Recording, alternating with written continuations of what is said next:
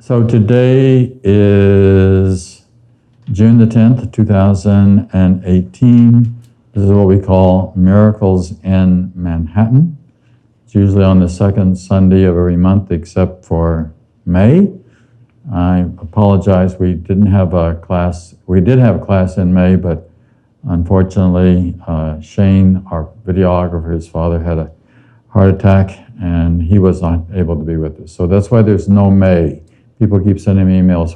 I can't find your May production, and we were here, but it didn't get filmed. So I want to also point out that we're having this retreat in October at Stony Point, which is about 35 minutes north of the George Washington Bridge, and hopefully you all got flyers about that. And if you're watching this on YouTube, please go to our website, which is miraclesmagazine.org, and you can find out the details about it there. And we'd like for you to come join us in New York in October. Actually, it's not the city. It's outside the city, which is a little nicer because we can be among trees and et cetera, and it doesn't cost nearly what it would cost to try to produce this here in Manhattan. I'm taking up a topic I've talked a little bit about in the past today, and we're going to go into some detail on it. I have 60 plus slides, and I don't think we'll make it through it, which is fine because about when we get up to around 40 something, I kind of switch into a new topic anyhow, which is our real topic for today is, as you can see, is I'm nobody, who are you? It's sort of realizing who we're not. In order to become aware of who we are in truth. And the Course in Miracles says, prepare you now for the undoing of what never was. And what never was or is the self that we make up, that we construct within the context of the world, which is not our reality, not our eternal reality, but it is just, it becomes a dream character, the part that we play in the world. I think all the major religious traditions like Buddhism, especially the esoteric traditions, etc., are really concerned about our waking up. And waking up is really what we're about. As Shakespeare says, you know, out, brief candle, life support player that struts and frets its hour upon the stage, tale told by an idiot, full of sound and fury, signifying nothing. And in the Course is very, very clear that this whole world is really a dream, and therefore our task is one of awakening. And I'm going to start with this string. I just created this slide this morning. I was thinking about this, I guess you all know about Anthony Bourdain passing. And I have been recording his shows over the years, and often we'll turn this on and watch one before I go to bed, or about the time I'm going to bed at night, just kind of a way to relax. And so, as you know, this is one of 2 suicides that we had in this country of well-known people this week. And this is, the quote here is from Alex Welsh, who is a writer for the New York Times. And I just thought it was kind of powerful, so I'd read it. How powerful his death speaks to the discrepancy between what we see of people on the outside and what they're experiencing on the inside. And that's really true for all of us in some way. And we really don't know what's going on with other folks on deeper levels of the thoughts, the worries, the anxieties, the concerns that are, we know each other, but there's also another part that we don't know, and then it comes out manifest in something like a suicide. Between their visible swagger and the invisible pain, right? How much invisible The Course is trying to get us down to also to look at the invisible pain. Parts Unknown, that was the name of his series. That was true for Bourdain, that was true for Spade, and that's true for every one of us. It was such a poignant point that I wanted to share it with you. Spade is Okay. Kate Spade, right? Kate Spade, yeah, the fashion designer who also took her own life this week. Okay. So the building of a concept of the self is what the learning of the world is for. This is its purpose, that you come without a self and make one as you go along. So we come in, it's not a total tabula rasa, I don't think, but it's, we build up this self as we go through this world.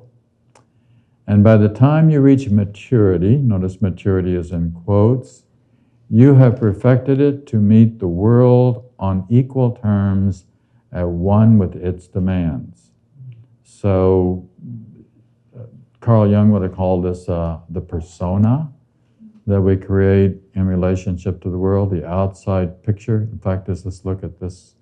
I like this is from Ram Dass. You all know who Ram Dass is, right? Who said, in most of our human relationships, we spend much of our time reassuring one another that the costumes of our identity are on straight. Right? And you're laughing because it's true. All right? We can all identify with this. Hang on. So behind the search for every idol lies the yearning for completion, which is why you're here, or why we're watching this. It's because there's always this sense that there's something that's not quite complete. Now the Course is going to say that in truth you are the Son of God. You are a part of the wholeness of the identity of the Christ mind, if you will, right? And you can't help being that. But what we're doing is we're struggling to awaken to the memory of that identity, which is why we have to prepare now for the undoing of what never was in order to come to that. So the whole Course therefore is a kind of cleansing of the personality, right? So that we can, once we get rid of what's not true, so you don't need to search for truth. All you got to do is focus on removing what's not true. And as you kind of remove what's not true, then what's true is just like Michelangelo saying that in this block of marble there is Michelangelo, but what we have to do first is we have to remove everything that's not Michelangelo, right? So in our case, we're removing everything that's not the Christ, right, in order to find the Christ, which is something we want to understand that Jesus did. And in my personal thinking, I think that occurred during his wilderness experience, where he goes into this really deep 40 days, 40 nights of very deep self-examination and comes out with the truth, rather than coming out as a warrior or something like that the people were looking for, actually, right? Wholeness has no form because it is unlimited. So who we are in truth, we are wholeness, or in Course of Love terms, wholeheartedness. We're wholeness. That's why the retreat that we're doing in October is called Awakening to the One Mind, because there's one mind that we're all a part of. That's wholeness, right? To seek a special person or a thing to add to make you yourself complete can only mean that you believe some form is missing, and by finding this, you will achieve completion in a form you like. This is the purpose of an idol, that you will not look beyond it to the source of the belief that you are incomplete. So I've been doing a Zoom class recently, and we just finished it. Anne-Marie has been on the Zoom class, and one of the fellows in the Zoom class told us about how there was this particular sports car of some sort, I think that it was, that he always wanted. He had to have this thing, and he got it. And after he got it, he's driving back home with it, and he's got, so, I got it.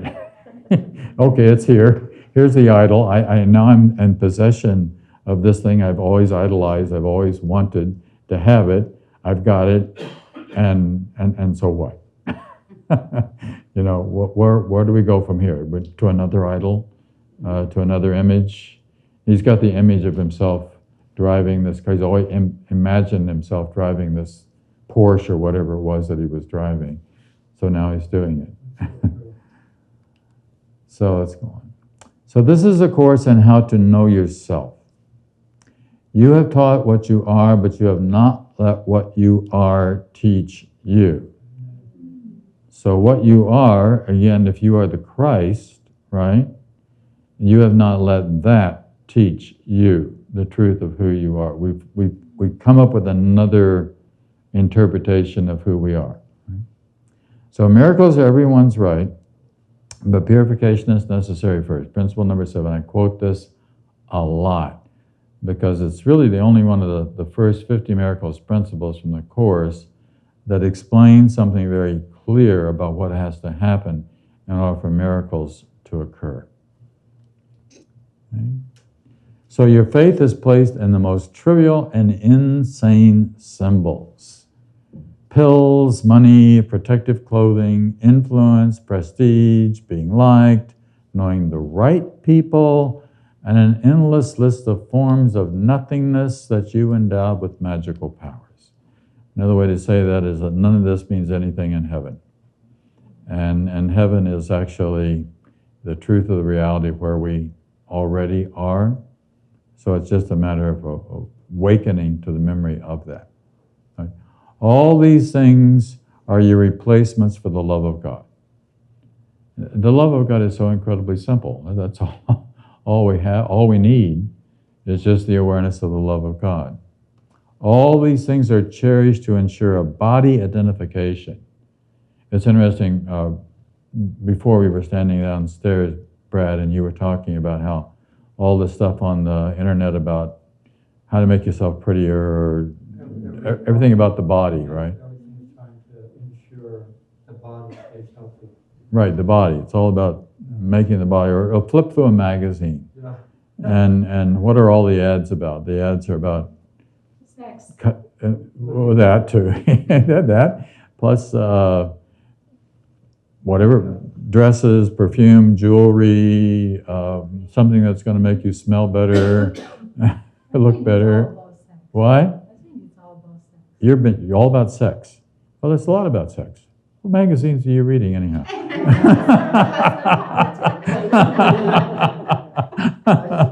like you said, it's all bullshit. It's all about sex. Well, it has a lot to do with that, no doubt. Okay. This fragment of your mind, this external, this persona, right, is such a tiny part of it that if you could appreciate the whole, you would see instantly that it's like the smallest sunbeam to the sun. It's just this little tiny thing, right? Or like the faintest ripple on the surface of the ocean. In its amazing arrogance, this tiny sunbeam has decided it is the sun. This almost imperceptible ripple hails itself as the ocean. Right? That's becoming the self-absorbed. Okay? When every concept had been raised to doubt, so this is a part of the cleansing of the mind. What we're doing is we're raising all these concepts to take a good look at them, to doubt, right? And question, and been recognized as made on the assumption that would stand the light, then is the truth left free to enter its sanctuary, clean and free of guilt. There is no statement that the world is more afraid to hear than this: I do not know the thing I am, and therefore do not know what I am doing, where I am, or how to look upon the world or on myself. And that's the truth. But the idea is that we're going to go so much deeper than this. Right? Okay. So a concept of the self is made by you. It bears no likeness to yourself at all. It's an idol made to take the place of reality of the Son of God. The self you made is not the Son of God. Therefore, this self does not exist at all. So you've heard me say in the past, there will be no John Mundy in heaven, and there will be no accoutrements that go with that. I mean, no DNA, no history, no planet Earth even. I mean, no, all the things that we can think of. We're from a certain location geographically. That's part of the whole thing when the Course says that there's no world.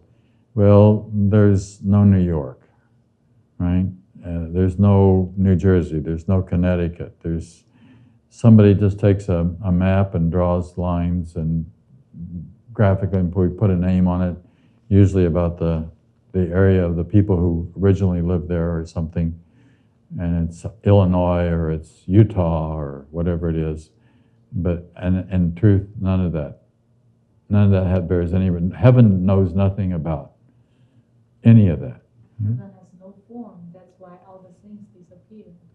Yes, I'm going to repeat that just so that they can hear it. So it has no form, which is what Zhao said, which is why things disappear. Actually, why don't we use this just in case? Yeah. Just kind of hold on to it.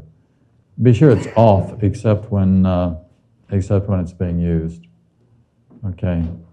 If any of you would like to talk, you really need to talk to the mic, because otherwise it doesn't get onto the film.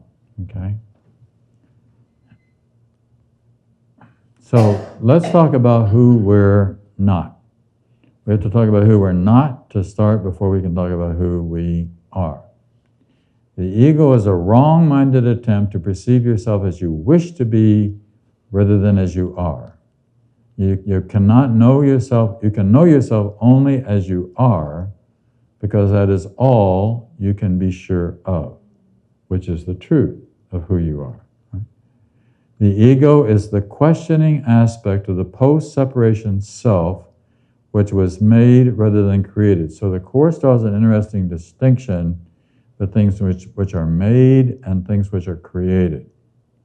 And I came across this wonderful line recently in the Course where it says, learning is living here. Creating is being in heaven. Now think about that line.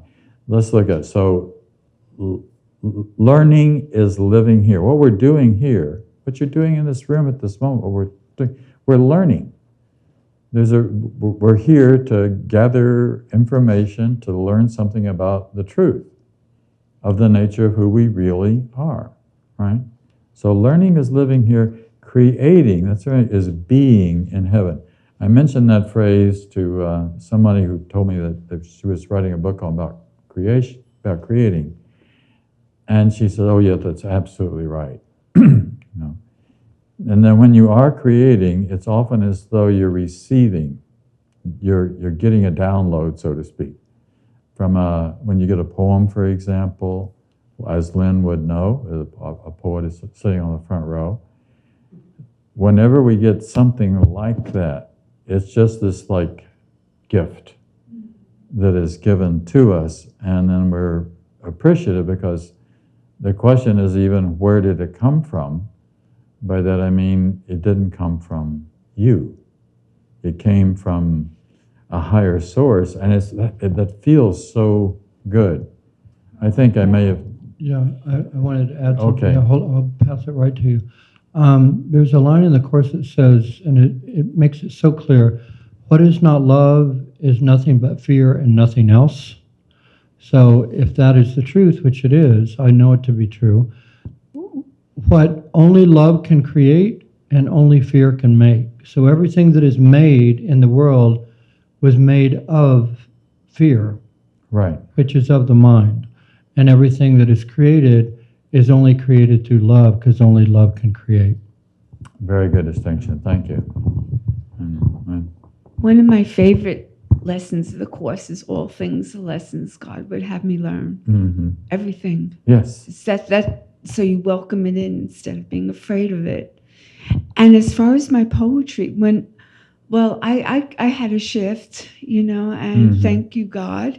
And Right. while I first started going through it, my poetry started changing, and I felt that was the Christ talking to me, because it helped me through a lot. Yes, Yeah. of course.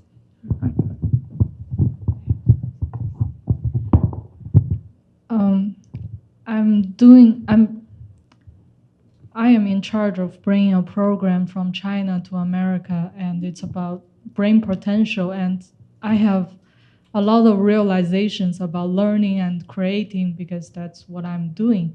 And the foundation of my program is learning how to be in the present, regulate your breath with breathing meditation. And when you are being in the presence and you're not thinking about something when you are learning, because if you are always thinking something, you are asleep in the present, you are not absorbing information that fast, and you are not creative, you are bound by your past thoughts.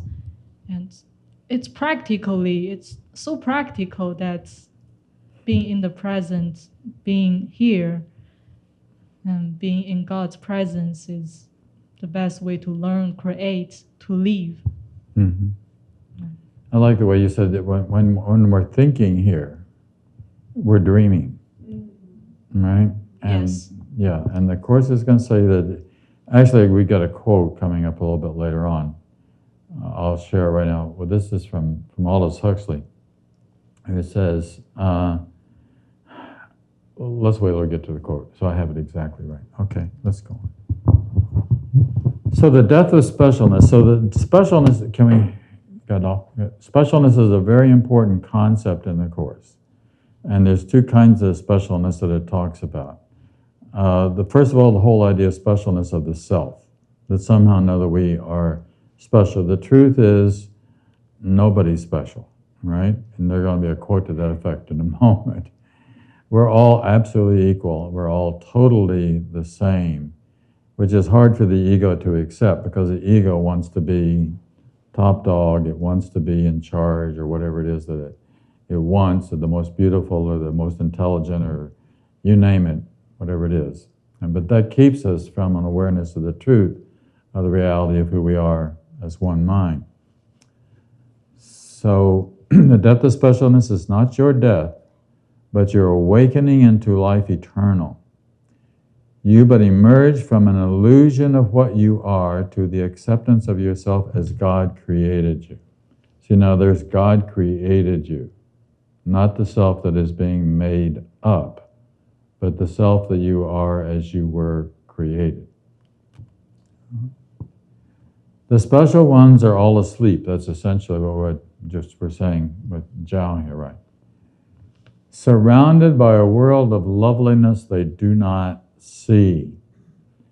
One of the characteristics of having a mystical experience is that there's a certain kind of opening of the mind which enables a seeing that's much deeper than any kind of ordinary seeing.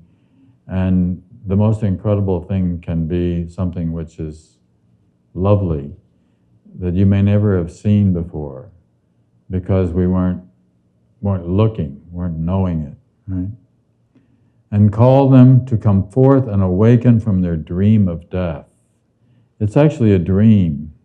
Of course, it's your nighttime dream, your daytime dream. It has a different form, that's all. You're still dreaming. So we walk around daydreaming. All the idea is to awaken from all of this. The whole Course is about awakening, just more and more awake, more and more awake, more and more awake, which means that we don't do silly, unconscious kind of ego things in the world. That we have an awareness of of our relationships, awareness of what's going on in a deeper sense around us. John, okay, just Yeah, say something. Oh, I'm Sure. sorry. No, I didn't know. Go ahead. Okay. I found when we open ourselves up, there's so much more to see. Right. And it's like breadcrumbs on the way home, picking up the breadcrumbs. That's a nice analogy. Right? So they are lost in dreams of specialness. They hate the call that would awaken them. It's actually annoying. By annoying me, there's something that's really calls upon all of us to, and you know it. I mean, you know that there's something in there that's saying, this isn't quite it yet. But that's a good thing, because then we want to pay attention to that, which again is why you're here this afternoon. We're paying attention to the deeper call, right? They are lost in dreams of specialness. They hate the call that would awaken them, and they curse God because He did not make their dream reality. It's just a dream. There's no reality to it at all. When we awaken, and that's when you dream at night. That's very much what's going on, right? So it seems. When you're dreaming at night, it seems like you're in this other world. The other world seems very real. And then when you wake up, you say, well, that was just a dream. There was no reality in that. Well, guess what happened? I think dying is going to be a little bit like waking up in the morning. At which point we can turn to our friends and say, I just had the strangest dream. I lived in this place called New York, and there are all these people around, and subways and traffic, and all the strangeness of the world, which is really our projection, in the sense that it's part of what we're analyzing and looking at. Right? Okay? So the ego is a part of the mind that believes that it's separated from the mind of Christ. That's a really good definition for the ego, using Course in Miracles terms, right? It's a part of the mind that believes it's separate from the Christ mind. So keep in mind, in terms of the Course, there are two minds, but only one mind is real. That would be the Christ mind. There's another mind that we think of as the ego mind that is really the place where we're thinking from, and it's just use the word thinking here, that we think that we're thinking from most all the time. But again, it's the self. Eckhart Tolle would talk about that in terms of the self-talk that's going on, the kind of interpretive talk that's going on, the analysis of the world that we're constantly engaged in. So the Course says the ego analyzes, the Holy Spirit accepts. So we're kind of in this perpetual analytical thing of evaluating, judging, as in judging the world. The Course section before the separation. Now this is an important point. Before the separation, so the separation, mythologically speaking, and I want to underline the word mythologically speaking, okay, occurs with the Adam and Eve story. By that I simply mean, it doesn't mean that there really was an Adam and an Eve. Adam means man, Eve means woman. So before this split comes into the mind, and what the split is the thought that it's possible to think a thought outside of the mind of God. It's not actually possible to think a thought outside of the mind of God. But mankind, you, me, we, humanity, thought that we could think a thought outside of the mind of God, which gave rise to this whole world and every aspect of it, all the complexities and all the millions of people, and that's always been going on in time. Because time also came into play at that point. Because the Course is saying there really is no time. The ego is caught in time. By that I mean the ego is caught in a story. It's caught in a drama. It's caught in a soap opera. It's caught in the dream, the dreaming of the world. That because it's the ego that remembers the dream. It's the ego that thinks that it is dreaming. So the quote from Huxley we're going to get to, it's the difference between thinking and being thought. Being thought, or just being. Of course, being is a state in which the mind is in communication with all that there is. Just pure beingness, which again is what happens in a mystical experience, which makes it very beautiful because you realize that you're not really doing that. It's sort of being done through you. Right? John, can I ask a question? Well, use the mic. Yeah, I plan on it. Okay.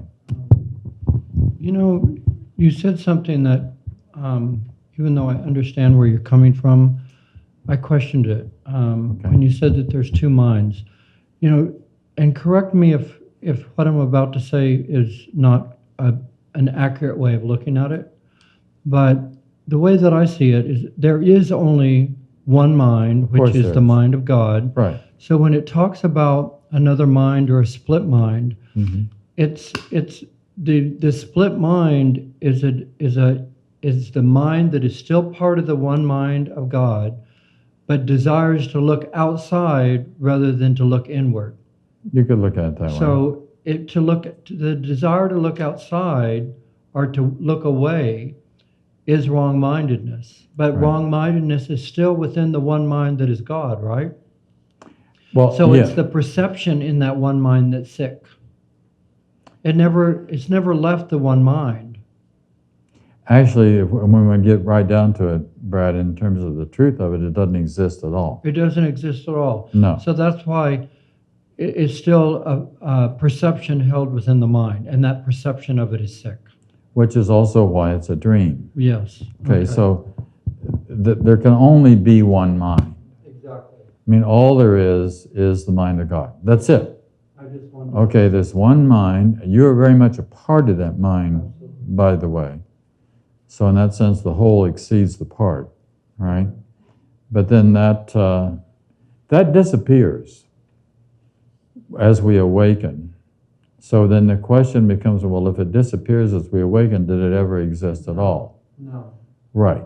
No is the answer. It never existed. It never did have any reality to it.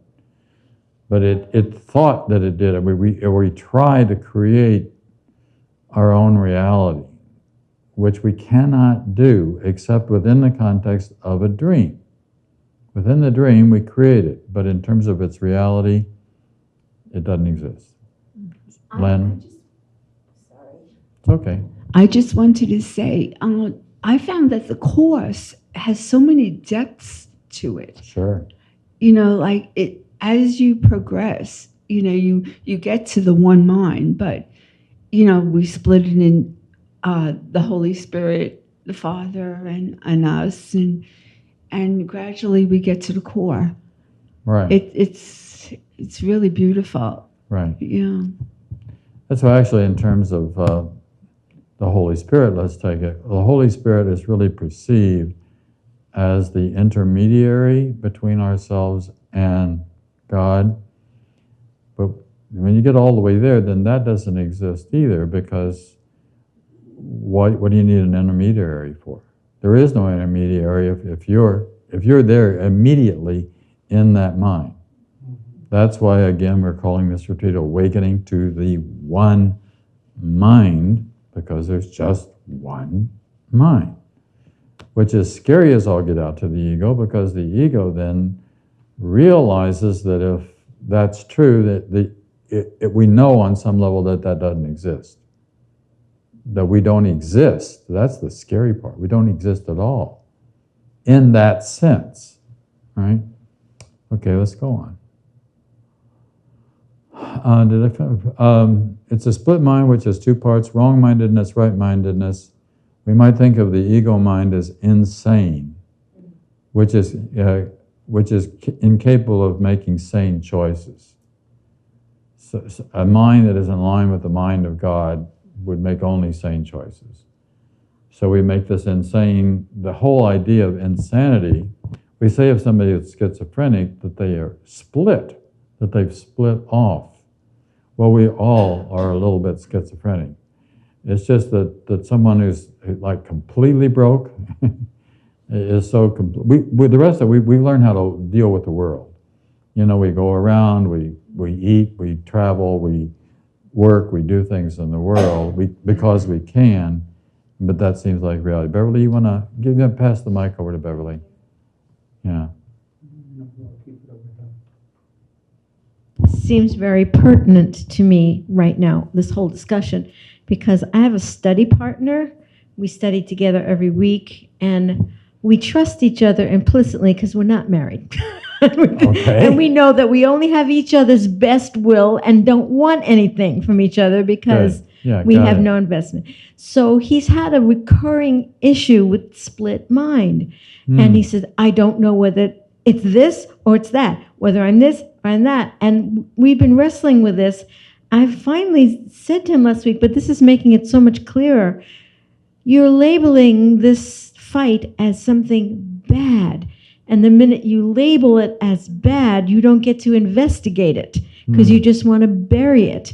Right. And now I think I see that the right answer is the part of you that doesn't know is the one you made up. Right. And so if you just wait for the ask and wait for the answer, for the real answer, there's no more discussion about it. Is that right? No more discussion. Right. Okay, thank you. No, there just is. That's why I said that being just is. I think that's clear now. Yeah, okay, good. You know, Go on. something just came to me as we were talking about this. Where did he get the Something mic? just came to me that we were Okay. talking about this. I remembered a teaching from the Course that says this world was over long ago. You know, the instant we had an insane thought to leave our source, God gave the answer and the separation did not happen. It was over. Oh, yeah, So we are just reliving that's right. a momentary lapse of insanity, which is the split. Right. That just became clear to me. Right. That's what it is. That's Right. what the ego is, a momentary lapse of insanity that we're living in, but it's never left the source. We're still in the mind of God. So Right. there is not two minds. Yeah. Right. Beautiful. This is the heavy-duty metaphysics of the Course. When you really understand it, sometimes the Course can sound very much like science fiction. But the truth of the matter is that this is the, as you just described it, is the case. Actually, nothing ever happened. That may sound very strange to say, but we never left home. It's impossible to leave home. So all we can do is dream that we did. So then we have the dream, and in the dream, it appears as though this is all, but the Course, as you said at one point, it says, this was all over long ago. In fact, it just lasted a second. Remember very near the end of the Course in chapter 30, it says, into eternity, where all was one, there crept a tiny, mad idea. This is a tiny, mad idea, at which the Son of God remembered not to laugh. So we should have laughed at this idea. This is actually an absurd, ridiculous idea. The absurd, ridiculous idea is that it's possible to be separated from God. And it's not possible to be separated from God, but the thought that it's possible to be separated from God is the dream that we then get caught in as though it was a reality. Zhao? In my mystical experience, I saw Well, you got to turn the mic on, then. In my mystical experience, I saw myself with that thought project the whole world and and how the world separated into space, time, and separated into segregated country, blah blah blah. That was just one thought, and I just experienced that, and that's exactly what you were talking about. Right. It's interesting that was just one thought. Yeah. Right. Right? Yeah. And it creates this whole unreality. Yeah. But with the microphone on, by the way, you have to turn it on and turn it off. We can't leave it on because then you hear it on the right crackle. Let's go on. So you have split your mind into what knows and does not know the truth. You are yourself, right? So we all have agathococological minds. That is actually a word. I was I get a word a day from Webster's Dictionary on the computer, right? And one day the word was hobbit, but it said, here for fun, if you like to look, here are 12 jawbreaker words. And when I read this one, I thought, you will not find this in a dictionary, but you will find it in an unabridged dictionary. The Oxford Unabridged Dictionary, it's in there. It's not a word that we use every day, that's why you don't come across it in a regular dictionary. But agathokakological comes from the Greek, agatha meaning good, and well, you all know what kaka is, right? It's not good. All right? So we have agathokakological minds. All right, go on. So forget not that the motivation for this course is the attainment and the keeping of a state of peace.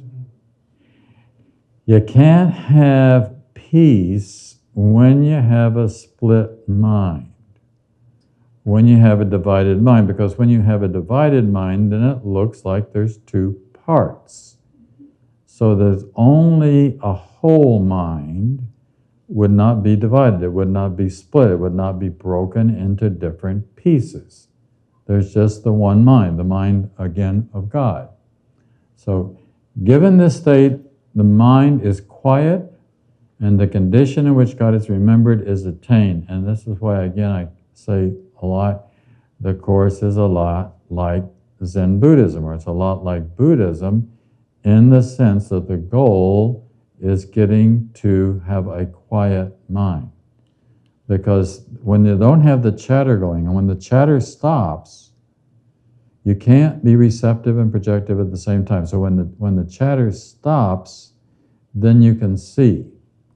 Joe, I think you had an experience in which the mind had to stop. It was But take the mic, hon, if you're gonna, turn it on. at the beginning, it was scary. It's a deeper. Of course. It was a deeper death than the physical death. It was the whole being is whole being just death, the ego's death. Right. And then everything, the world disappeared, and I was in the supreme bliss, the joy, the love I've never seen. I never thought there was a joy, love there. But until I experienced it, I believe that there is love in the world. And then I saw just the split thought, how it projects everything, the time and space. It's hard to talk about. It's a deeper death. I just want to say. Yeah. Yeah, it's because more you're scary than physical death. It was, I don't want to let it go. I don't want to let it go. There's a God holding on to the ego identity, but I let it go at that time. Yes, I understand exactly. I had the same experience in a very different way, you know. You get to the point where you're going to disappear, and you know that you're going to disappear. And that is scary. It's very scary for the ego to disappear, because when the ego disappears, then it looks like there's nothing there, but that's not true. But you don't know that until you let it go. Yeah, and then once you let it go, and once you say, I'm dead, I mean, I'm really serious about it. Once you say, I'm dead, then you know you're not dead. Because there's something that's there. There's something having the experience. I think two of us here just want to encourage people to die once a while. Right. There's to be able to accept that death. Right. It's so good. It feels so good. Just try it. Actually, we're going to get to a quote about that. Yeah, it really is just a matter of trying it.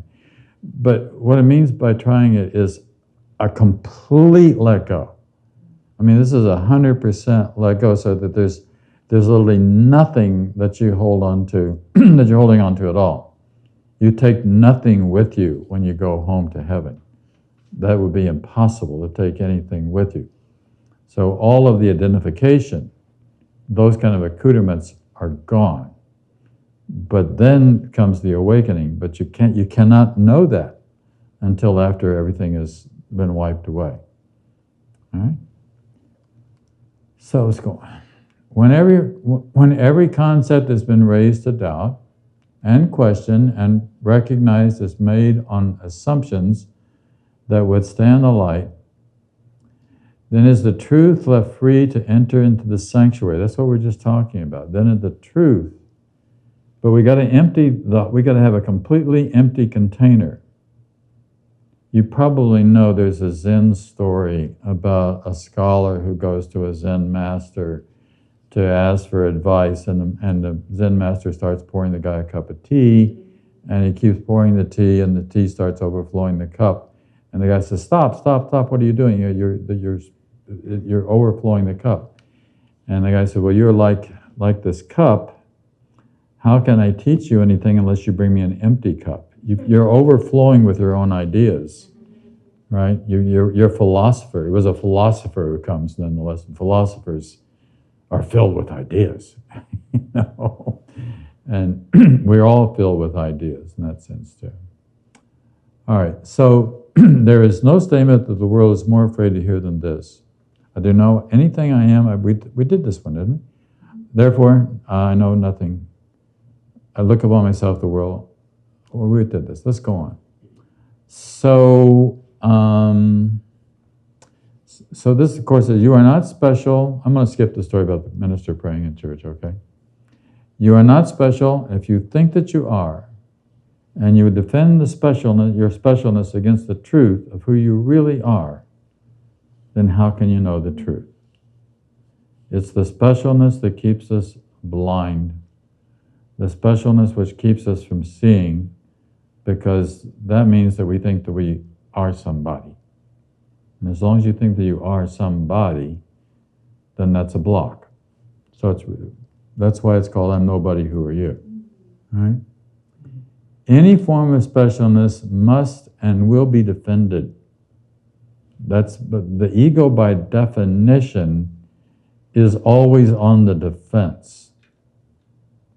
That's why I really strongly recommend that you not be defending yourself for any reason, right? When you get up against it and there's like an attack going on, that doesn't mean physically. Physically, you would defend yourself because you think that you're a body. Proof of the fact that you think your body's you're inhabiting one at the moment.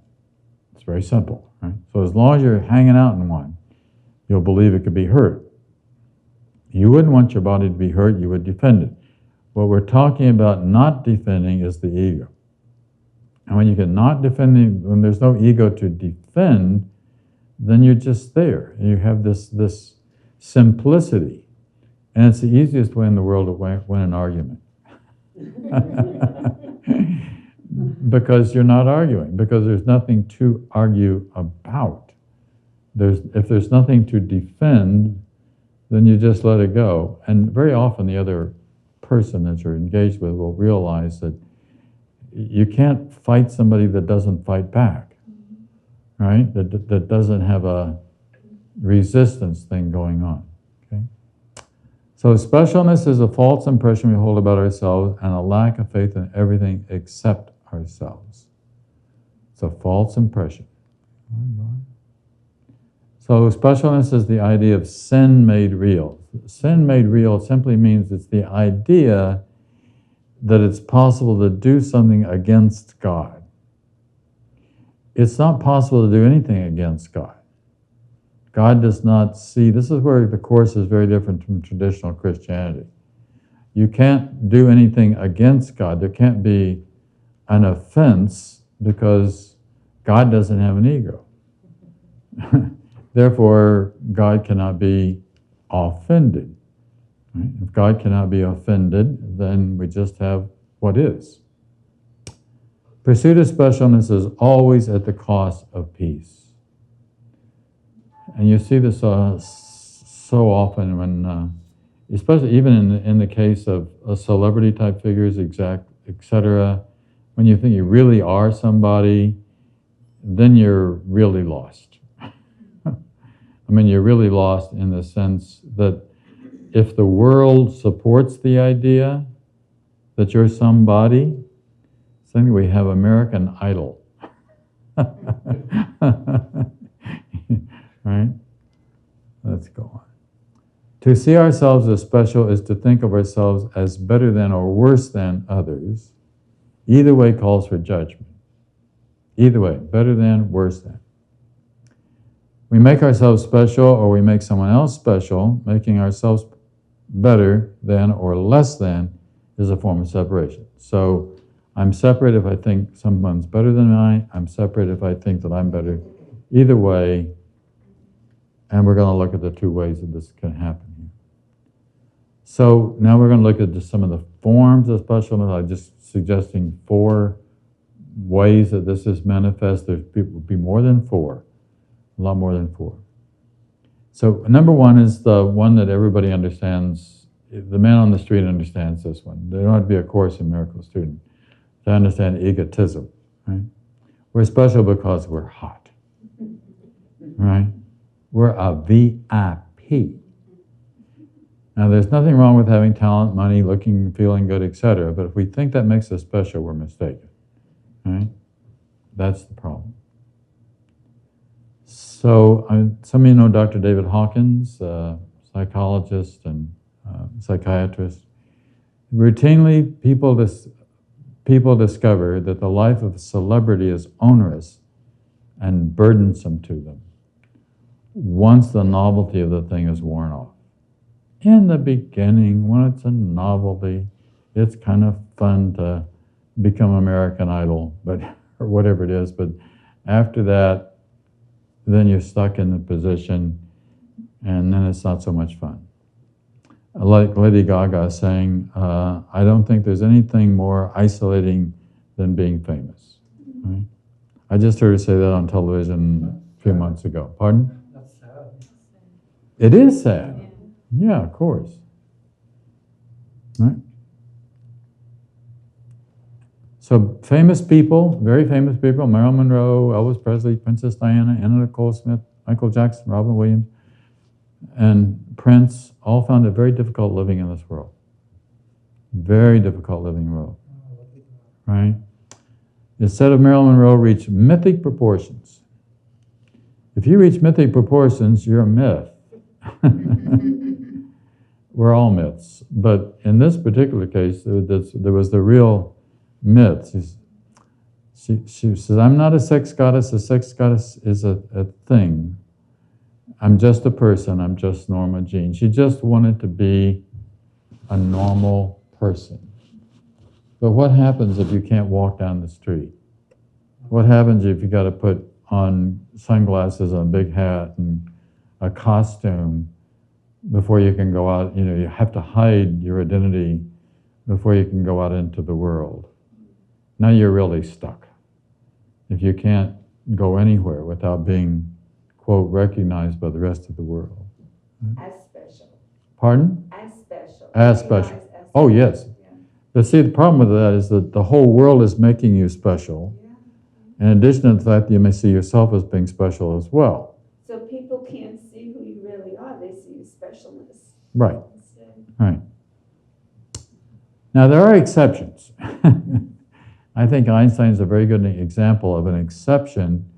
Somebody who became famous. He couldn't help becoming famous because of what he did, but he realized it was a game. He realized it was also, so that's sticking his tongue out at the photographers is one of the great pictures of him, right? But he didn't take it seriously. Therefore, he could have this picture taken. He's in the back of a taxi cab looking out the window when that picture was taken, by the way. The paparazzis were trying to get a good picture, and they got one. He gave it to them. Right? Okay. So we're special because we're victims. I like Lily Tomlin saying, man have any language to satisfy his deep need to complain. And we do. We complain. That's one of the real tricks of the ego is getting caught in complaining. all the time. We got to complain, we got to find problems, we got to look at difficulties, and that really becomes an ego trap. The idea is just what if you didn't have anything to complain about? And just notice how often you'll slip into this, right? We also think of ourselves as special because of our victim condition. Woe is me, look what happened to me. The Course uncovers a lie hidden inside. We actually like to be crucified. By being crucified means that I'm special. I'm special because I'm being crucified, right? So country western singer Hank Williams, Sr., was being interviewed by a DJ. And he said, Hank, you've had a number of number one hits. Why do you think that's true? And Hank said, well, everybody feels good about feeling bad. And there's some truth in that. Did you know, when I looked for his picture, I didn't know this, he died at the age of 29? I had no idea that he died that young, right? In the back seat of a car when he was being being taken from one gig to another gig. But turn it on first. There's a B.J. Thomas song that says, hey, won't you play another somebody done somebody wrong song so we can sing along and feel at home. Right. Somebody done somebody wrong song. Yeah, right. That's exactly it. Right? All right. So these are actual lines from country western music. My wife ran off with my best friend, and I sure do miss him. I'm so miserable without you, it's almost like you were here. Liked you better before I got to know you so well. You don't go away. How can I miss you if you don't go away? I keep forgetting I forgot about you. And if you don't leave me alone, I'll go find somebody who will. These are just fun, right? But they're country western lines, right? So, the word beware appears one time in A Course in Miracles. The Course in Miracles contains 486,365 words. So it's right at 500,000 words. And in that 500,000 words, the word beware appears once.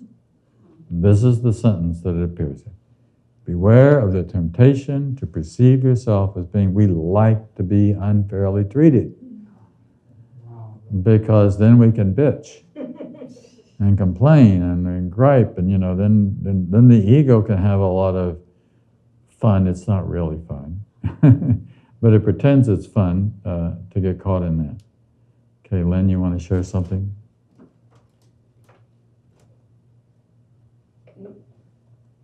Thank you. Wow. Yeah, it's amazing. I like being a New Yorker because I practice recognizing my ego, and I say, I don't want you. I don't want you. And I can see how many people are so in the ego. Oh, yeah. It justifies the misery. Of course. It's insanity. It's insanity. So keep in mind, the whole world is insane. Oh, yeah, for sure. So we have a challenge of walking around in an insane world without becoming insane ourselves. Just seeing it, but don't judge it. Don't evaluate it. Don't condemn it. It is what it is. So we leave it alone, and we have as much fun as we can, despite the insanity of what's going on. Well, I found once I can recognize my own ego, I can recognize other people's. Well, yes, of course. I met someone on the train. This is a funny story. It's this man who complimented me on my star earrings, and I says everyone should shine who they are. And I thought he was involved in the course, so like he was talking low, so I went to sit near him. I didn't know he was hitting on me. I was so, Really? like I it's strange. he was probably, Naive. well, no, he's young. Well, he was young. So Okay. All right. anyway, but it was really making a lot of sense. It was like he was into the course, and Oh. and we exchanged numbers, and I'm thinking, oh my God, What did you do? So yeah, what I do. So I'm the first thing that came to mind is I'm so stupid. Then I said, no, I don't know what anything is for. And he waited a day to text me, and he says, I hope you're feeling good. It was nice meeting you, blah, blah, blah, blah. And I text him back, God bless you. Keep passing on the light. So, That's good. yeah, so Gotta go with a life. good thing came of it. Good. No matter I'll what leave it there. the way that led it. Right. Okay, we'll just do a few more and we're going to take our break. Actually, it's 2:45 right now, and we usually take a break at 2:45, so let's do our 15-minute break and then we'll come back at 3. Okay?